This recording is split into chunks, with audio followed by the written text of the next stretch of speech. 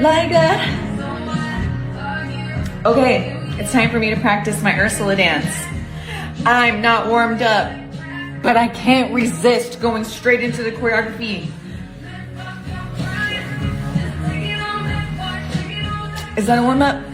Hell yeah, it is. Okay, let's get serious. Okay, the warm up is gonna happen while I get all of this in place.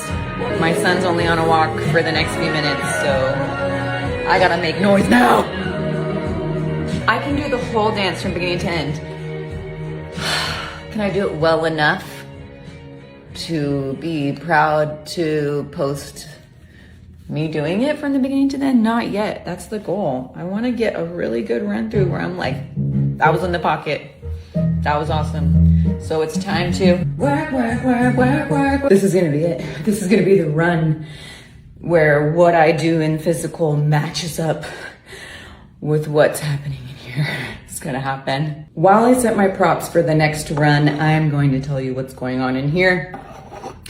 I always say that this is my favorite part of choreography, where you get to refine what you've already set in motion. And as you're repeating the piece, you find the moments that sing. You find where the movement highlights the music in just the perfect way. You know, you're stepping on the beat, you're turning on the melody, and there's so many details that I want to be present, and that is what really makes the choreography powerful. But it's also one of the most frustrating parts, because I have to remember that even 80% is still gonna be incredible if I only get 80% of those details that I want to get in my mind. And the real task is to remain present with the moment, not concern myself with what's coming, not concern myself with a mistake I may have just made, but to continue being present and continue dancing and continue moving forward. So that is the real work and the real blessing of this kind of creation.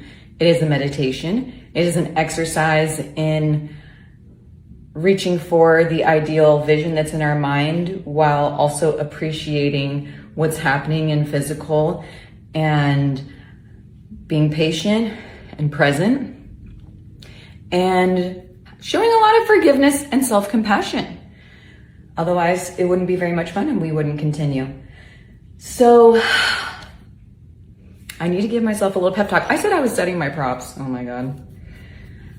I also haven't properly sewn my elastic. And if you've ever thought to yourself that you're not a good finger cymbal player, my question for you is, was your elastic perfectly sized to your finger with the perfect tautness? Because if it wasn't, you never had a chance. Honestly, this instrument requires frequent maintenance. You have to constantly replace these elastics with strong elastic that's the right size, that is tight on your finger, but doesn't turn your finger blue. Here we go. So I'm gonna say that run was good enough. Because, yeah, I kicked my drum stand and it made a loud crash, but everything else about it was pretty good. And that's what we're going for at this point in time, because I have other things to do. I need to wash my hair. It is also holding me back in the choreography because it's too greasy. So it's not flipping and zhuzhing and falling and sliding the way it needs to. So that was as good of a video as I can get at this point in time. And now it's time to get serious about making my finger cymbals fit, making my hair clean enough to not work against me, and sewing this costume.